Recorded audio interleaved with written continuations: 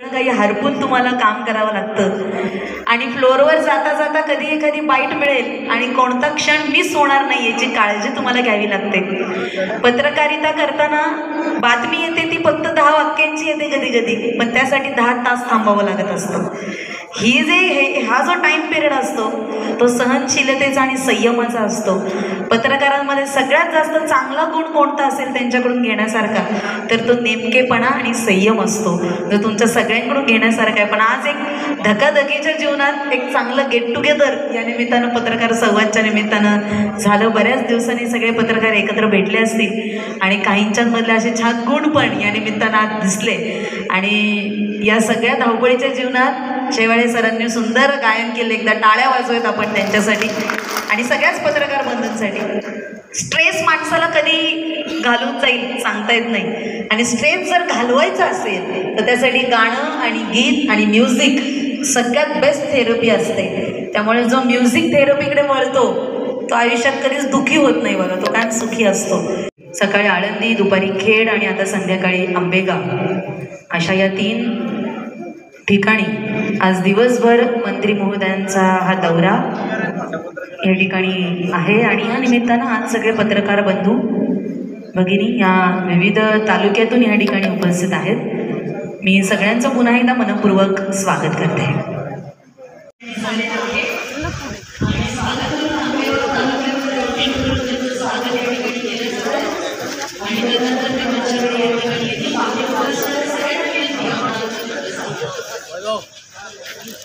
Okay okay, shoot चालूच राहू दे, फक्त shoot चालू राहू दे.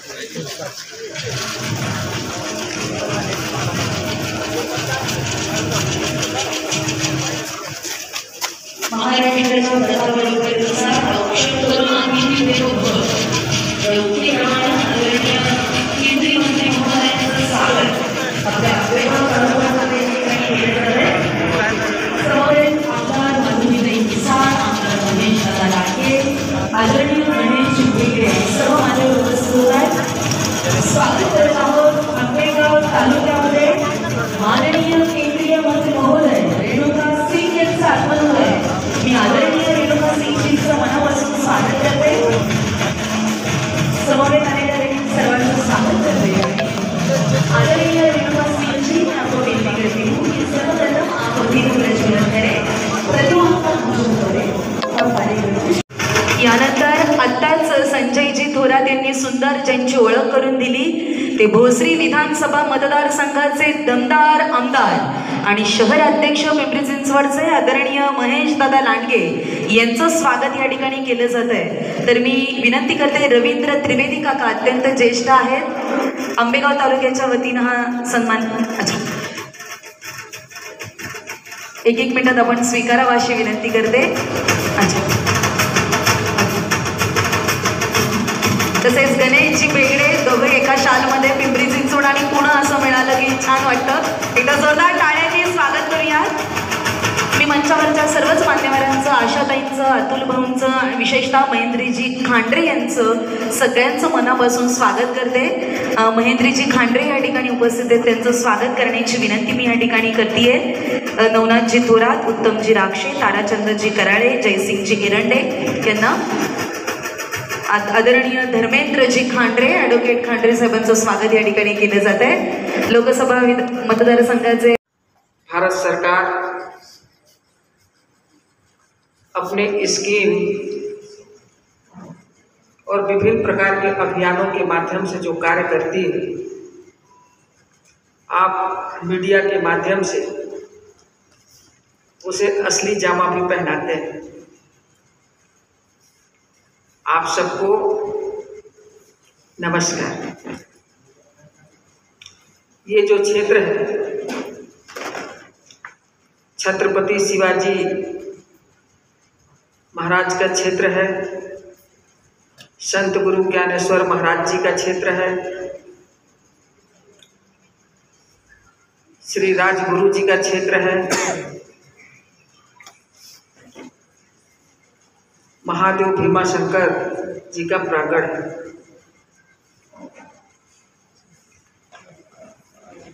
महाराष्ट्र राज्य इस प्रदेश में अनेक क्रांतिकारी वीर पैदा हुए। बड़े किसान भी यही हैं, माया नगरी भी यही है। देश के अन्य राज्यों की अपेक्षा महाराष्ट्र कई मायनों में बहुत महत्वपूर्ण स्थान रखता है। मेरा परिचय अनाउंस करने वाली बिटिया ने बताया।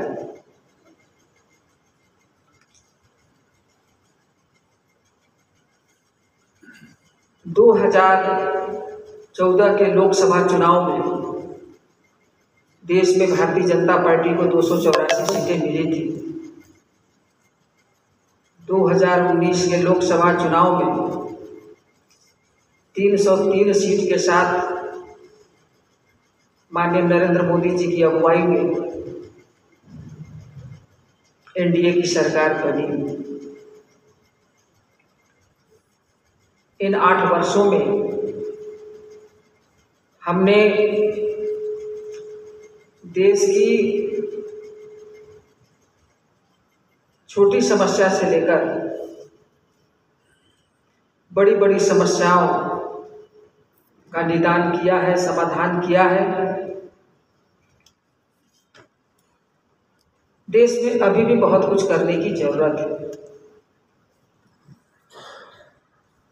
144 लोकसभा सीटें ऐसी हैं जहां पर भारतीय जनता पार्टी के सांसद नहीं, इसमें ये सिरूर लोकसभा क्षेत्र भी शामिल है, जहां भाजपा नहीं वहां विकास नहीं। इस क्षेत्र में तमाम विकास की संभावनाएं हैं। आज पूरे दिन मैं भारतीय जनता पार्टी के नेताओं के साथ, कार्यकर्ताओं के साथ, चुने हुए जनप्रतिनिधियों के साथ ज्ञानेश्वर महाराज जी के मंदिर, उनके समाधि स्थल, सेना के रिटायर्ड जवान, भारतीय जनता पार्टी की सरकार केंद्र में है। हम पिछले 8 वर्षों से उनके लिए कई स्कीमों के माध्यम से काम कर रहे हैं। तो लाभार्थियों के साथ भी चर्चा हुई। विश्व हिंदू परिषद द्वारा चलाए जा रहे प्रवासी बच्चों के स्कूल में भी हमने मुलाकात की। आज ये 11वां कार्यक्रम आपसे मैं चर्चा कर रही हूँ। तो इस क्षेत्र में जनता की बहुत पुरानी डिमांड है। ये दिन भर में मुझे समझ में आया। अब उन समस्याओं के लिए भी हमें काम करना है, तो इस क्षेत्र में भारतीय जनता पार्टी को मजबूत करना पड़ेगा। तो भारतीय जनता पार्टी को मजबूत करने के लिए, केंद्र सरकार की योजनाओं को यहाँ पर फलीभूत करने के लिए, और इस प्रदेश में भी भारतीय जनता पार्टी की मिलीजुली सरकार है, तो प्रदेश सरकार के माध्यम से क्षेत्र के आवश्यक कामों को करने के लिए आज दिन भर में हम लोगों ने कई रणनीति बनाई है। अभी आज दिन में जितनी भी संस्थाओं में मिले हैं, अधिकतर लोगों ने बैलगाड़ी दौड़ को पुनः प्रारंभ करने किए जाने की बात कही। कई ऐसी लंबित परियोजनाएं हैं जिनका समाधान, जिनके लिए फंड भारत सरकार से लाए जाने की जरूरत है, चाहे रेलवे लाइन हो, चाहे वो उड़ान स्कीम के माध्यम से एयरपोर्ट हो, राष्ट्रीय राजमार्ग हो, और कई मांग हो। अब इन प्रस्तावों को, जनता की आवाज़ को मुझे भारत सरकार के तमाम मंत्रालय के मंत्रियों के पास लेकर जाना है। और ये ऐसी बातें हैं, ऐसी मांग है जिनके लिए बहुत ज़्यादा पैसे की ज़रूरत भी नहीं, सिर्फ इच्छा शक्ति की ज़रूरत है। इच्छा शक्ति की कमी हमारी सरकार के पास नहीं है और न ही फंड की कोई दिक्कत है, क्योंकि आज की तारीख में ये भारत माननीय प्रधानमंत्री जी के नेतृत्व में दुनिया की 5वीं आर्थिक ताकत बन चुकी है और भविष्य में हम नंबर 3 पर आने के लिए पूरी ईमानदारी के साथ प्रयास कर रहे हैं। अभी 2 दिन का मेरा और प्रवास है।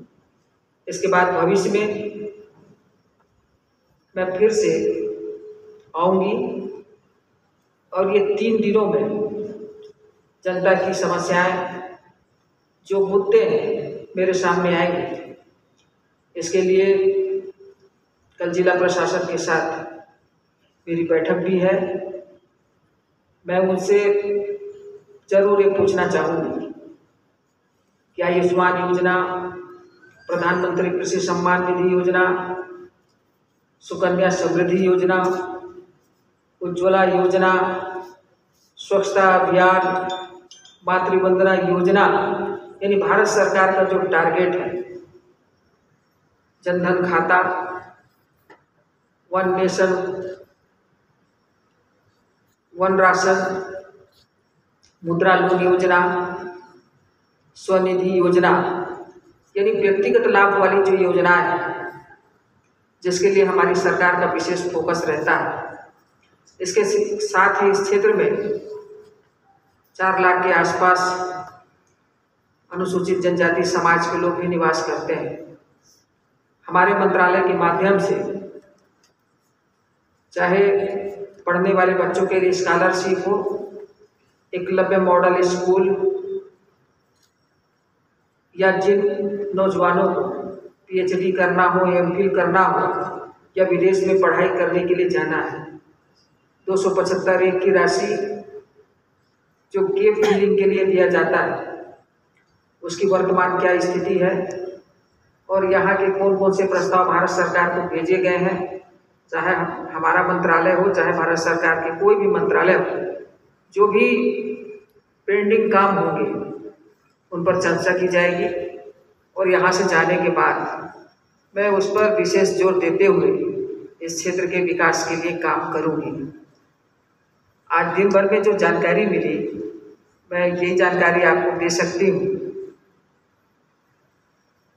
बाकी चाहूँगी कि आप लोग अपनी तरफ से मुझसे कुछ पूछ भी सकते हैं, सुझाव भी दे सकते हैं, क्योंकि ये जन सरोकार रखने वाली सरकार है, जनमन के आधार पर काम करने वाली सरकार है, जनता की आवाज़ पर काम करने वाली सरकार है।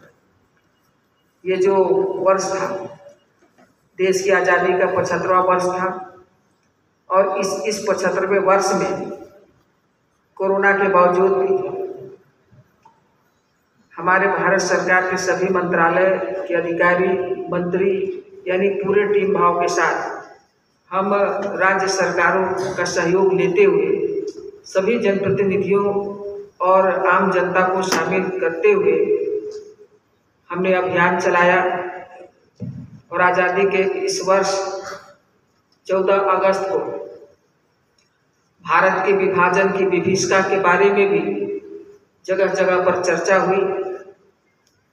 देशवासियों को, नौजवानों को और बच्चों को इस बात की जानकारी दी गई और उन्हें ये कहा गया कि जब देश को आज़ादी तो मिली, लेकिन आज़ादी के पहले बंटवारा भी मिला, तो इसे भी याद रखना है। अब जब इसके बाद जब आज़ादी मिली, तभी उस आज़ादी के आनंद का हम अनुभव कर पाएंगे। 15 अगस्त और 26 जनवरी भर केवल तिरंगा झंडा हम लोग लहराते फहराते थे, लेकिन इस वर्ष हर घर तिरंगा, हर हाथ में तिरंगा, माननीय प्रधानमंत्री जी का अभियान था और मुझे बहुत खुशी हुई कि पूरे देश भर में तिरंगा अभियान बहुत जोर शोर से चला।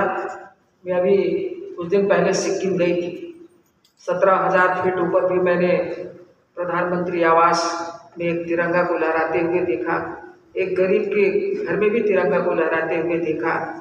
ये पूरे देश भर में आज़ादी के अमृत वर्ष पर बहुत सारे कार्यक्रम के आयोजन हुए और इस वर्ष हमने पूरे साल भर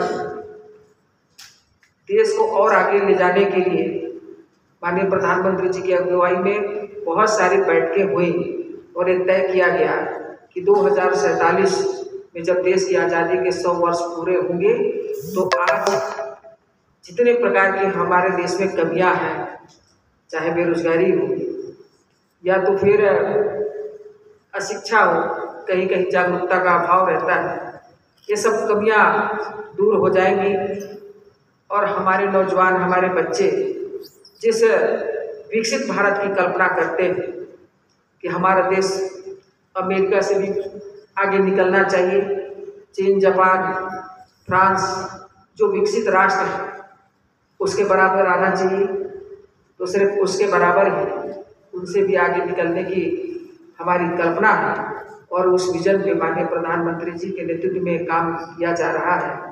और मैं आप पत्रकारों से चाहूँगी कि आप अपनी बात यदि कुछ पूछना है तो पूछ सकते हैं। मैंने दिन भर की जानकारी आपको दी और कल परसों 2 दिन में रहूँगी।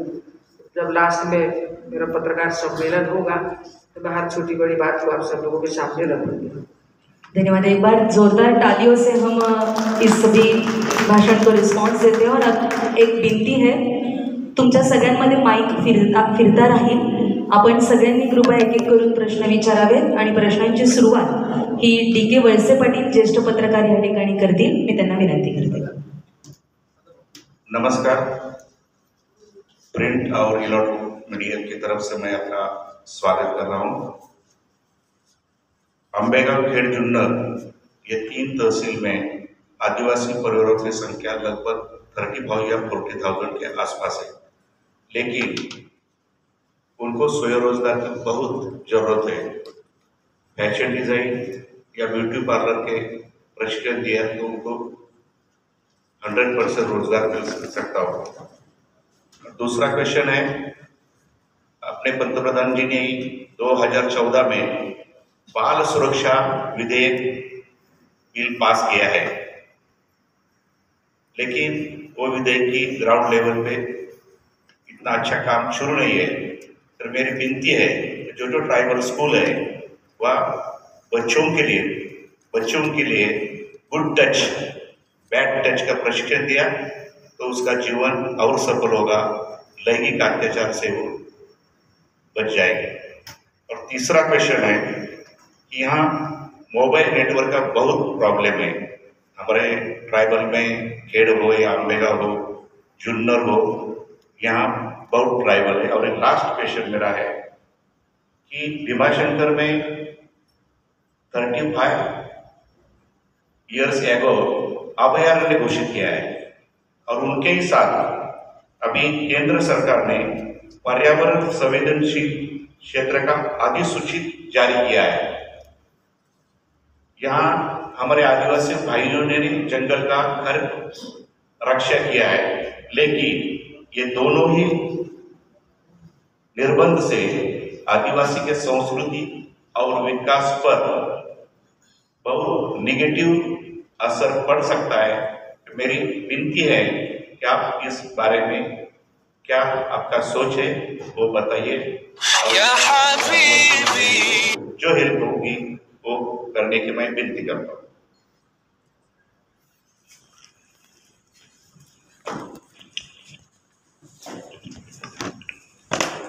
आपके सवालों को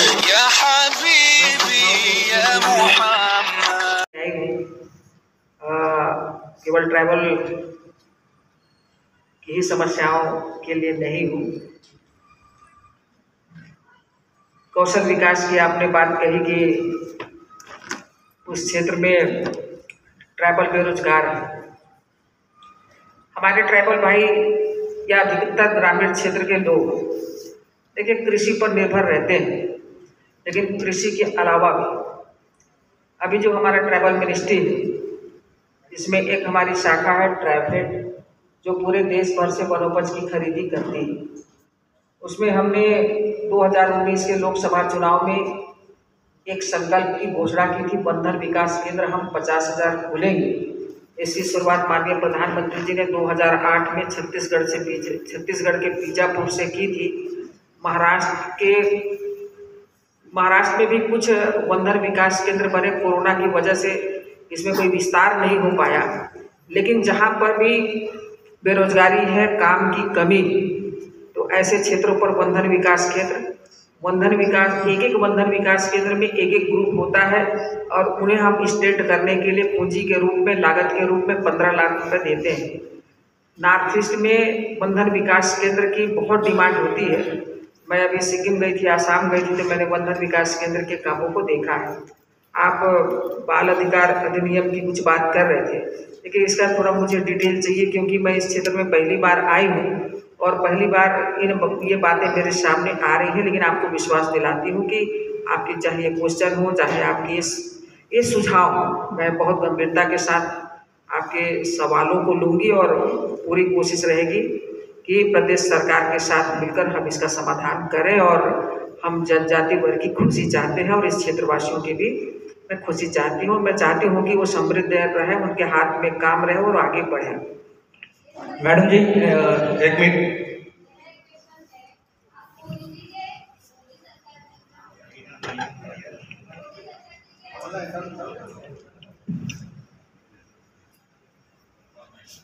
मोदी सरकार जी के अच्छे स्कीमों का जिक्र कर रही है, लेकिन सेंट्रल गवर्नमेंट के प्याज निर्यात बंदी पॉलिसी की वजह से ही हमारे शिरूर लोकसभा चुनाव क्षेत्र के किसान बहुत बड़ा लॉस भुगत रहे हैं प्याज निर्यात बंदी की वजह से। तो इसके बारे में सेंट्रल गवर्नमेंट कुछ कर रहा है या नहीं? प्याज निर्यात बंदी का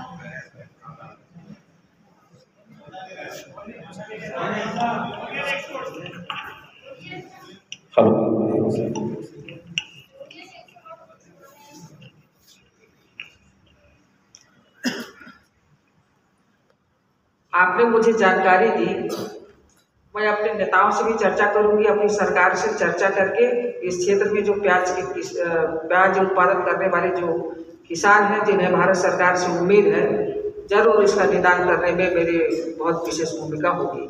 मैडम नमस्ते, मेरे 2 सवाल हैं। पहला सवाल है, हमारे यहाँ आदिवासी बाग बहुत बड़ा है, वहाँ हिरडा पाया जाता है, लेकिन पहले हिरडा गवर्नमेंट खरीद देती थी, तब वहाँ के जो लोग हैं उनको अच्छा पैसा मिलता था। लेकिन अब गवर्नमेंट हिरडा खरीदी नहीं करती, इसलिए उनको बहुत दिक्कत हो रही है। ये मेरा पहला सवाल है, गवर्नमेंट ये हिरडा खरीदी कब चालू करेगी? दूसरा सवाल मुझे जो किसान है उनके बारे में करना है। यहाँ लंपी जो बीमारी है वो बहुत फैल रही है, उसका जो लस है वो किसानों के पास नहीं जा रही है। उनकी जो गोधन है, जो बैल है, गाय है, वो उनकी मौत हो रही है, उनका बहुत नुकसान हो रहा है। आप इसके बारे में गवर्नमेंट को कुछ जो राज्य सरकार है उसका आपको कुछ बताना होगा, क्योंकि लंपी का प्रादुर्भाव होने से यहाँ बैलगाड़ा शर्यत भी रुक चुके हैं। वो जो किसान हैं जो एंजॉय करते हैं बैलगाड़ा शर्यत, उनको जो आनंद देना पड़ता है वो कम हो रहा है। ये मेरे 2 सवाल हैं।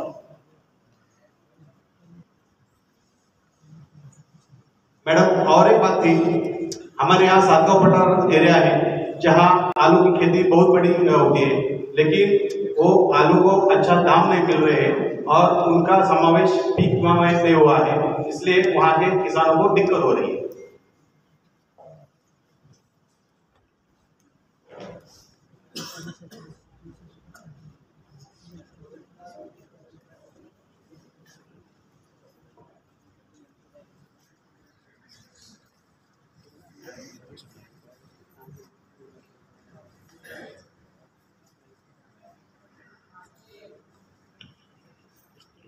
हिरडा खरीदी के साथ साथ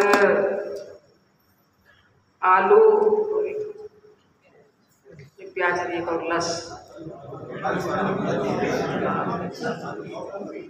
हाँ, 2-3 बातों को लेकर आपने यहाँ अपनी बात रखी है। प्रश्न पूछा है, इन्हीं वजहों से देखिए कृषि बिल लाई गई थी कि किसान अपने किसी भी फसल का चाहे वो जितना भी उत्पादन हो जाए किसी भी मंडी में बेच सकता है, कहीं भी किसी भी सोसाइटी में बेच सकता था। लेकिन खैर कोई बात नहीं, देश हित में इस कृषि बिल को वापस लिया गया।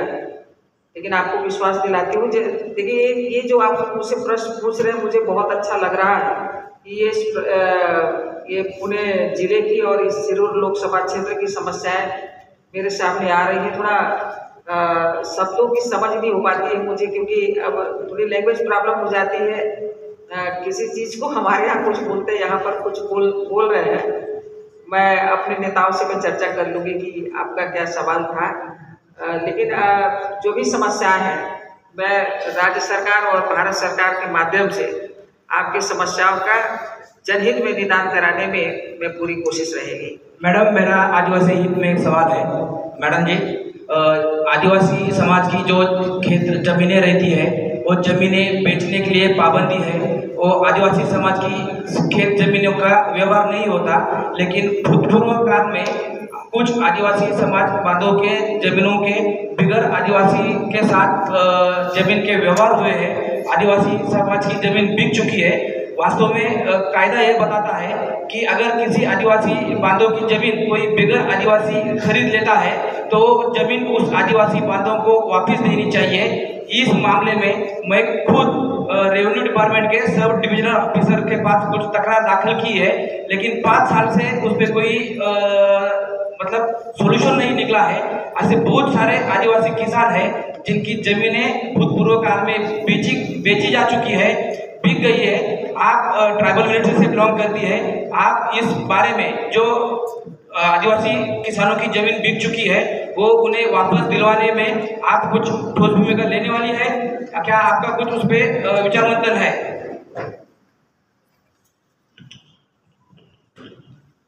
आदिवासियों की जमीन गैर आदिवासी नहीं खरीद सकता, एक एक्ट बना हुआ है। यदि कोई गैर आदिवासी आदिवासियों की जमीन खरीदा है, ये पूरी तरीके से अवैध है।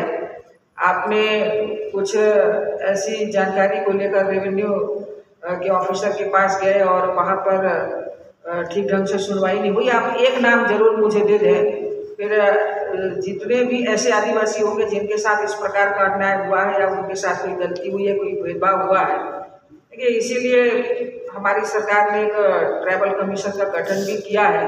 जिसके साथ गलत होता है, भेदभाव होता है या उसके साथ कोई उचित व्यवहार नहीं होता या कोई अधिकारी या कोई सरकार उसकी नहीं सुनती, तो इसके लिए छाता के रूप में, संरक्षक के रूप में राज्यों में भी ट्राइबल कमीशन है और देश में भी कमीशन है। आप एक नाम जरूर मुझे बताइए, मैं संबंधित अधिकारी से बात करके वो ट्राइबल को उसका हक दिलवाने में मैं विशेष मदद करूँगी। मैडम जी, आप सेंट्रल गवर्नमेंट ट्राइबल मिनिस्टर हैं, लेकिन हमारा एक प्रश्न है। केंद्रीय आदिवासी जो स्कूल रहते हैं प्राइवेट में, महाराष्ट्र में खाली 26 स्कूल हैं ट्राइबल के।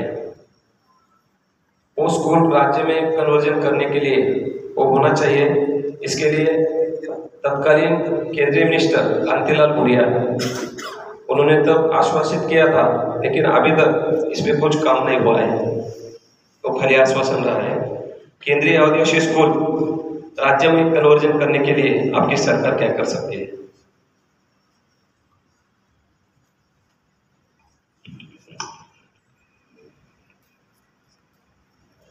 कोई भी ट्राइबल संस्था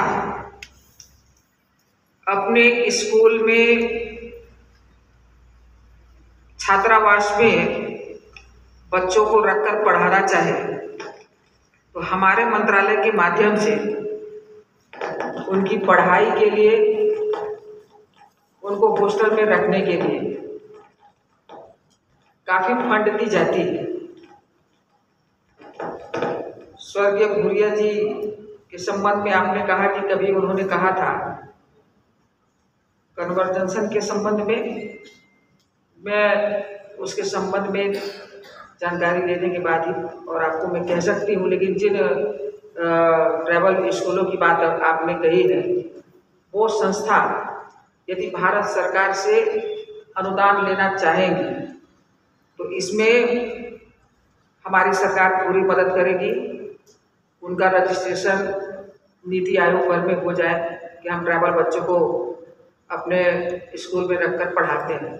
देश में बहुत सारे ऐसे संस्थान हैं जिसको हम सब्सिडी देते हैं। आपने उड़ीसा में सुना होगा एक कलिंगा यूनिवर्सिटी है जहाँ 27,000 ट्राइबल बच्चे पढ़ते हैं। वहाँ पर हम लोग साल में लगभग 20 करोड़ से भी अधिक राशि उस यूनिवर्सिटी को देते हैं। तो इस महाराष्ट्र में जो भी ट्राइबल बच्चे जिन भी स्कूलों में पढ़ते हैं, यदि उस संस्था के प्रमुख उस स्कूल में और अच्छी पढ़ाई करवाने के लिए या तो बच्चों को अच्छे उनको भोजन देने के लिए, अच्छे उनके रहने के लिए व्यवस्था हो जाए, या तो फिर उन्हें बिल्डिंग की ज़रूरत है, तो उसके लिए भी भारत सरकार हमारे ही मंत्रालय के माध्यम से हम राशि दे सकते हैं। ऐसे लोग सामने आए।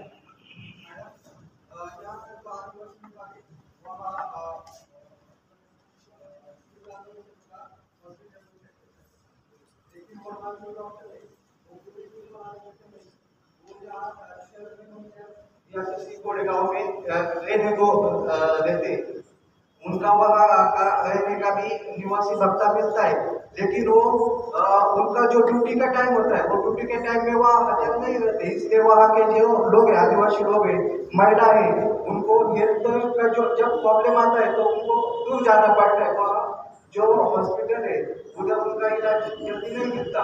वैसे जो गरोदर माताएं रहती है उनके डिलीवरी के लिए भी गोडेगांव या मंचर मतलब 20 किलोमीटर, 25 किलोमीटर, 40 किलोमीटर ऐसा दूर जाना पड़ता है। तो इसके बारे में आप क्या कहेंगे?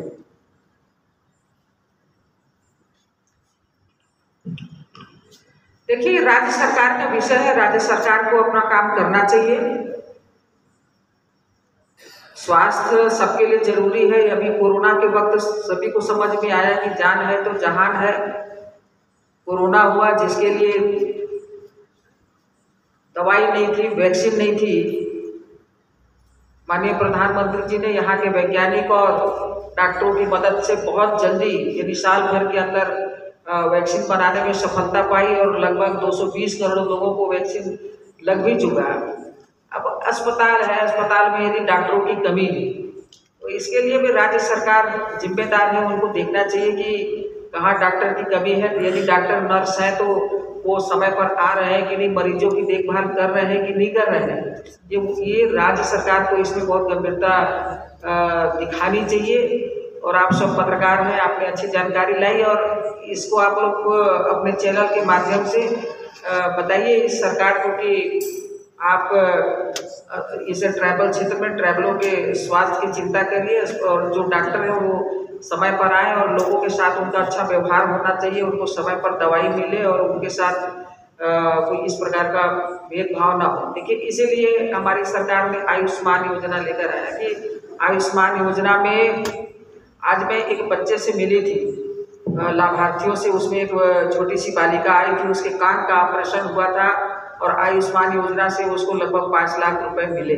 तो हमारा काम एक स्कीम लाना था, तो आयुष्मान योजना जिसमें 1300 बीमारियों का इलाज होता है, ये भी हमारी सरकार ने लाई है। और प्रदेश सरकारों को हमारा स्वास्थ्य मंत्रालय फंड देने में कभी कोई कमी नहीं करता है। देखिए, अभी 8 सालों में देश में लगभग 200 से ज़्यादा मेडिकल कॉलेज भी बनाए गए। MBBS करने की पढ़ाई करने वाले लोगों के लिए भी सीटें बढ़ाई गई, MD करने वाले लोगों के लिए भी सीटें बढ़ाई गई। और जब यूक्रेन और रूस का झगड़ा हो रहा था, युद्ध हो रहा था, तो हमारे 20,000 बच्चों को जब हम यहाँ पर लाए, कर्नाटक के एक बच्चे की मौत यूक्रेन में उस गोलीबारी में हुई, तब माननीय प्रधानमंत्री जी ने बनारस की एक सभा में कहा था कि अब ऐसा समय आ गया है कि हमें देश के सभी जिलों में मेडिकल कॉलेज खोलने की जरूरत पड़ेगी। तो अभी इस अमृत महोत्सव में हमने इस ओर भी सरकार ने प्लान किया है कि देश में स्वास्थ्य सुविधाओं में और ज़्यादा कैसे विस्तार किया जाए। तो इसके लिए इच्छा शक्ति की कोई कमी नहीं है। आपने बहुत अच्छा विषय उठाया है, इस पर मैं यहाँ के कलेक्टर से बात करूँगी और जो स्वास्थ्य विभाग के CMHO हैं उनसे भी बात करूँगी और प्रदेश सरकार के स्वास्थ्य मंत्री और यहाँ के मुख्यमंत्री और हमारे डिप्टी CM से भी बात करूँगी। मैडम, शिरूर लोकसभा चुनाव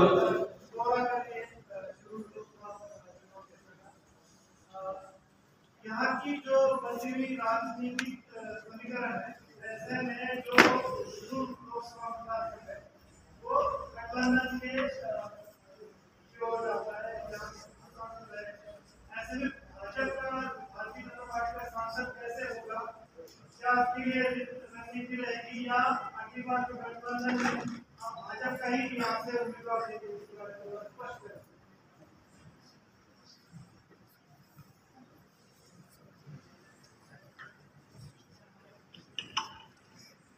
भारतीय जनता पार्टी के राष्ट्रीय अध्यक्ष जी ने मुझे शिरूर लोकसभा में भारतीय जनता पार्टी को मजबूत करने की जिम्मेदारी दी है और मंच में बैठे हुए मैं अपने सेनापतियों के साथ और भारतीय जनता पार्टी के कार्यकर्ताओं का सहयोग लेते हुए बीजेपी को बूथ स्तर पर मजबूत करने के लिए लगातार हम सब टीम भाव से काम करेंगे।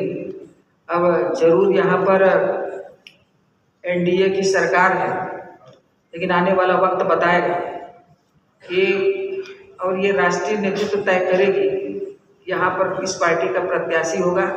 लेकिन हमारा यहाँ पर अभी पहला काम ये है कि हम भारतीय जनता पार्टी को मजबूत करें, क्योंकि भारतीय जनता पार्टी दुनिया की सबसे बड़ी पार्टी है और लोकसभा ही नहीं, जो विधानसभा का चुनाव आता है इस शिरूर लोकसभा क्षेत्र में 6 विधानसभा क्षेत्र हैं, जिसमें सिर्फ एक ही भोसरी विधानसभा क्षेत्र में हमारे महेश भाई बहुत सक्रिय और लोकप्रिय विधायक हैं। बाकी 5 विधानसभा क्षेत्र में अन्य दल के लोगों का कब्जा है।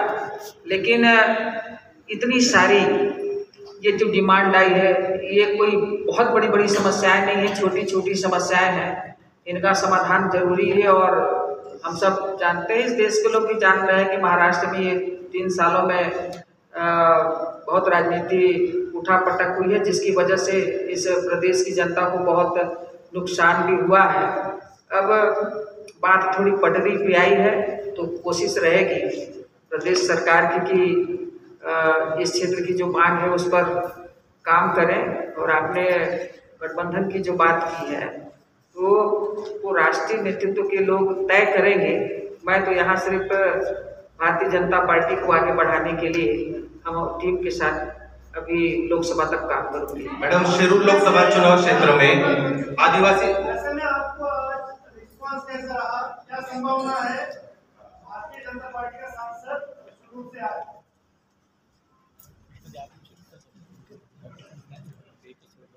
मैं इस क्षेत्र में पहली बार आई। मैं आज के दिन को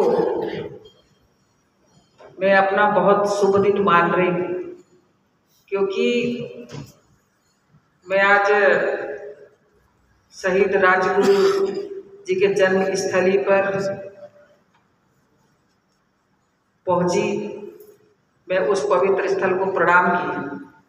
मैं संत ज्ञानेश्वर महाराज जी के समाधि स्थल पर गई और जहाँ मंदिर का निर्माण हो रहा है वहाँ गई। मैं इस क्षेत्र के किसानों से मिली, नेताओं से मिली, युवाओं से मिली, व्यापारियों से मिली, बहुत सारे संस्थाओं से मिली, सामाजिक क्षेत्र में, राजनीतिक क्षेत्र में काम करने वाले कई संस्थाओं से मिली। मुझे बहुत खुशी हुई, बहुत आनंद आया। कई तरह की राजनीति के जो निचोड़ हैं उसके संबंध में मुझे जानकारी मिली और मुझे आज ऐसा लगा कि मैंने एक अच्छी और नई शुरुआत की है। आने वाले समय में यहाँ पर कमल की खुशबू जरूर आएगी। मैडम, शिरूर लोकसभा चुनाव क्षेत्र में आदिवासी जनजाति के लोगों की संख्या ज्यादा है, मगर केंद्र की तरफ से अब तक यहाँ पे कोई भी ऐसा बड़ा प्रोजेक्ट हुआ नहीं। आप आने के बाद अगली बार आएगी तो कोई बड़ा प्रोजेक्ट या आप गिफ्ट करेगी? और दूसरा सवाल, आदिवासी जनजाति की लोक संख्या देखते हुए आगे का उम्मीदवार लोकसभा चुनाव में बीजेपी का उम्मीदवार आदिवासी हो सकता है?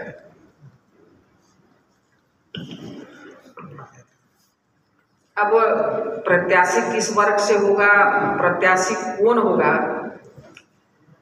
इस पर टिप्पणी करने का, इस पर निर्णय करने का अधिकार मुझे नहीं है। आपने आदिवासी क्षेत्रों में विकास और उनके लिए स्कीम की बात कही। भारत सरकार तभी किसी प्रदेश को पैसा देती है, फंड देती है, जब राज्य सरकार के प्रस्ताव, राज्यों की एक परियोजना समिति होती है, उसमें चर्चा होती है कि यदि यहाँ पर ट्रैवल है, ट्रैवल किस स्थिति में जी रहे हैं, उन्हें किस प्रकार के कामों की जरूरत है, वो जिस क्षेत्र में रहते हैं वहाँ पर विकास करना है, कि उन्हें रोजगार देना है, कि उनके शिक्षा का विस्तार करना है, कि उनके स्वास्थ्य का विस्तार करना है। तो यहाँ से जब डिमांड जाता है, तब भारत सरकार कोई भी मंत्रालय तब किसी राज्य को पैसा देते हैं। मैं आज यहाँ पर आई हूँ, ट्राइबल समुदाय के कई हमारे नेता आज मुझसे मिले, उन्होंने आमंत्रित भी किया है, उन्होंने अपनी समस्याओं को भी बताया है, अपनी पीड़ा को भी बताया है। मैंने उन्हें आश्वस्त किया है कि मैं अगली बार आऊँगी तो मैं आप लोगों से ज़रूर मिलूँगी। हाँ, कुछ ऐसी बातें आई हैं कि कुछ जो राष्ट्र विरोधी ताकतें हैं, जो आदिवासी समाज को गुमराह कर रहे हैं, उन्हें पीछे ले जाना चाहते हैं। तो ऐसे लोगों से सावधान रहने के लिए मैंने कहा है, और भविष्य में मैं एक जागरूकता शिविर के माध्यम से उनके साथ मिलूंगी। अपनी स्कीम का मैं लाभ, पूर्ण सरकार है, कहीं कहीं पे मिली जुली सरकार है, यहाँ भी अभी कई वर्षों के बाद मिली जुली सरकार फिर से अपना कामकाज संभालते हुए प्रदेश में विकास और जनहित में काम करने की शुरुआत की है। आपने भूतपूर्व सांसद का नाम लिया, कि इसके संबंध में अभी मैं कुछ नहीं कह सकती। यदि एनडीए का कोई प्रत्याशी यहाँ से लड़ते हैं, जैसे आपने शिंदे गुट की बात की, तो उन्हें भी तो भारतीय जनता पार्टी के नेताओं के, कार्यकर्ताओं की और भारतीय जनता पार्टी समर्थित मतदाताओं की जरूरत पड़ेगी। इसलिए भारतीय जनता पार्टी को इस क्षेत्र में हम मजबूत करना चाहेंगे, क्योंकि एनसीपी भी अब सिमटेगी। उनके कथनी और करनी में बहुत अंतर है। भारतीय जनता पार्टी जो कहती है वो करती है, और इस क्षेत्र को यदि विकास चाहिए तो प्रत्याशी सही और काम करने वाला होना चाहिए, भारतीय जनता पार्टी को होना चाहिए। अशा पद्धतीने आजचा हा पत्रकार संवाद आपण इथे थांबवत आहोत। खरं तर पत्रकार हे समाज जागृतीचं एक लक्षण असतं। यानंतर वंदे मातरम होईल आणि वंदे मातरमनी कार्यक्रमाची सांगता होईल। तर मी विनंती करते केंद्रीय मंत्री जी को कि आप वंदे मातरम के लिए 1-2 मिनट रुके। वंदे मातरम होगा और प्रोग्राम का समाप्ति होगा। सामूहिक